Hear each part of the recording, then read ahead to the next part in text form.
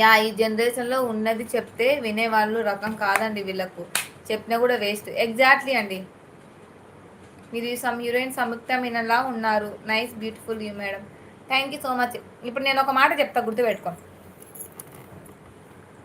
నేను అస్సలు చదువుకోలే, నేను హాస్పిటల్లో కూడా పని చేయలే.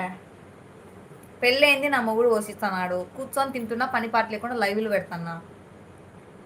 టైంపాస్ కోసం లైవ్ పెడుతున్నా. ఓకే, నేను ఏం చేయలే, నాకు బటర్ షాప్ పెట్టలే, నేను చదువుకోలే, నేను హాస్పిటల్ వెళ్ళాను, నేను పోలీస్ ట్రైనింగ్ కూడా చేయలే.